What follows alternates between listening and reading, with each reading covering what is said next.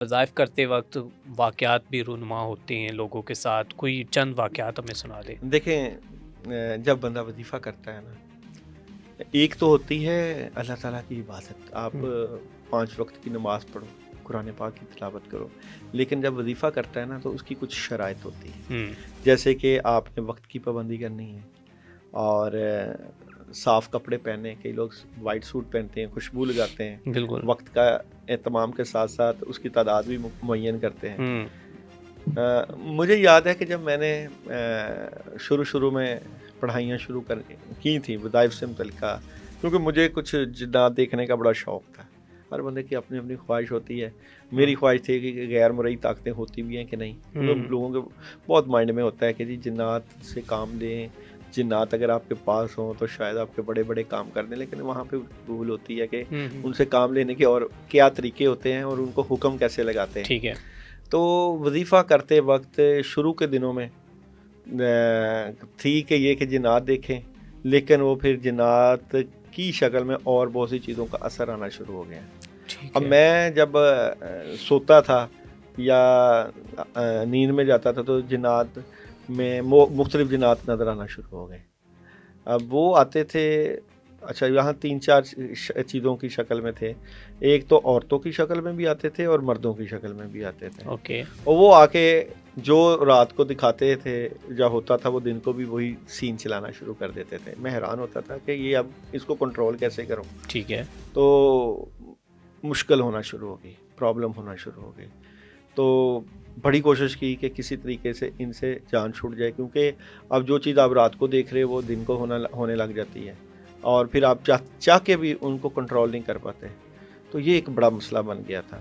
تو اس کو عملیات کی لائن میں رجت کہتے ہیں کہ ٹھیک ہے، آپ بغیر استاد کے پڑھائیاں ذکر اذکار کر لو تو خود ان چیزوں کو دعوت دے دو تو وہ پھر جاتی نہیں ہے. اس کے لیے پھر میں نے بڑے لوگوں سے علاج کرانے کی کوشش کی، بڑے بڑے عاملوں کے پاس گیا، پیروں کے پاس بھی گیا. اچھا یہ تو میں نے 12-13 سال کی عمر سے یہ شروع کر دیے تھے وظیفے. تو لیکن 10-12 سال 15 سال نہیں کوئی بندہ ایسا ملا جس نے ان چیزوں کا اثر ختم کیا. ٹھیک ہے، تو بڑی کوشش کی، بڑی کہ ختم ہو جائے. نہیں، پھر کسی اللہ والے کی نظر پڑی، کسی فقیر سے تعلق بنا. یار اس نے صرف ایک نقش دیا اور اس نے کہا اس سے نہا لو. میں نے جب اس سے نہایا تو میرا سارا وزن جو کہ کندھوں پہ رہتا تھا، سر پہ رہتا تھا، طبیعت خراب رہتی تھی، وہ ختم ہو گیا. پھر میں باقاعدہ میں نے کہا کہ کیونکہ میں نے ایک سسٹم دیکھ لیا تھا، پھر میں نے باقاعدہ عملیات سیکھے. ٹھیک ہے، اور جب میں نے سیکھے تو پھر مجھے پتا چلا کہ ایک جو بندہ خود سے ذکر اذکار اور پڑھائیاں کرتا ہے تو مطلب اس کو اس کا نقصان اس کا اٹھانا، نقصان اس کے ہوتا ہے. علاوہ کوئی اور اچھا واقعہ؟ اس کے علاوہ جب باقاعدہ عملیات سیکھے تو اس کے بعد مجھے ایک خاص عملیات میں ہوتا ہے حصار کرنا. جب آپ نے خاص اعمال، خاص پڑھائیاں جیسے سورہ مزمل کا عمل کرنا ہے یا آپ نے سورہ یاسین کا یا سورہ جن کا عمل کرنا ہے تو حصار کیا جاتا ہے. یہ ان کی تعداد 21 دن، 41 دن یا کئی لوگ زیادہ بھی کرتے ہیں. تو مجھے یاد ہے کہ جب میں نے سورہ مزمل کا وظیفہ شروع کیا تھا تو تقریباً 35 یا 36واں دن تھا تو میں حصار لگانا بھول گیا.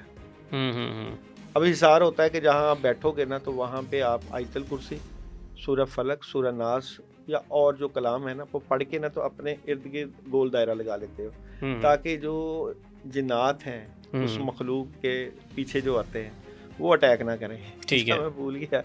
تو پھر پڑھتے پڑھتے جیسے کسی نے پیچھے کندھے پہ ہاتھ رکھا. اب میں پڑھائی سے اٹھ بھی نہیں سکتا تو میں نے کہا پیچھے دیکھو گھر والا ہی کوئی نہ ہو. لیکن ظاہری بات ہے دیکھنا پڑ گیا. جب پیچھے دیکھا تو خوفناک شکل جنوں. میں پھر وہاں پہ تسبیح پھر توڑنی پڑی. ظاہری بات ہے ڈر تھا، خوف تھا. پھر اس سے بیمار رہا 2-3 دن. تو پھر کیونکہ تب بھی میں نے یہ جو وظیفہ کیا تھا اپنی مرضی سے کرتا تھا، کتابوں سے پڑھ کے. کتابیں ٹھیک ہے، جو جہاں پہ وظیفے تھے، استاد نہیں تھے نا. جب استاد ہوتا نا تو پھر بندہ غلطیاں نہیں کرتا. اس کی مثال کچھ ایسے ہی ہے کہ ایک حدیث ہے کہ کچھ قرآنی آیات ہیں، سورہ فاتحہ یا سورہ اخلاص کوئی روزانہ پڑھ لینا تو یہ کہا جاتا ہے، مروی ہے کہ اس کو جو ہے موت نہیں آئے گی. تو صحابہ نے رسول اکرم صلی اللہ علیہ وسلم سے پوچھا یا رسول اللہ صلی اللہ علیہ وسلم تو اگر ہمیں ان آیات کا پتہ ہے تو موت نہیں آئے گی، تو پھر تو ہم تو کبھی بھی نہیں مریں گے۔ تو رسول صلی اللہ علیہ وسلم نے فرمایا کہ جس دن آپ کو آنی ہوگی تو اللہ بھلا دے گا۔ تو یہ اللہ تعالیٰ کا ایک خاص سسٹم ہے۔ میں کہتا ہوں کہ اگر آپ نے روحانیت میں قدم رکھنا ہے، بزرگوں کے ساتھ آپ کا کوئی تعلق ہونا چاہیے اور اس کو باقاعدہ سیکھیں۔ ٹھیک ہے، روحانیت کو سیکھنا چاہیے۔ اب سکھانے والا بندہ کوئی نہیں ہے، وہ کہتا ہے جی میں نے آپ کو عمل بتا دیا، ساری طاقتیں آپ لے لو گے تو میرے پاس کیا رہ جائے گا، تو لوگ چھپاتے ہیں۔ بالکل ٹھیک ہے، حالانکہ اس کو بچے سے لے کے بوڑھے تک سیکھنا چاہیے، کیونکہ یہ جو روحانیت ہے نا، یہ آپ کی دنیا اور آخرت میں کام آتی ہے۔ لوگ سکھاتے نہیں ہیں، ہمیں صحیح عمل نہیں ملتا، صحیح بتانے والا نہیں ملتا، ہم خود ہی پھر ٹکرے مارتے ہیں اور پھر فیض والا بندہ بھی نہیں ملتا۔ چلیں ٹھیک ہے۔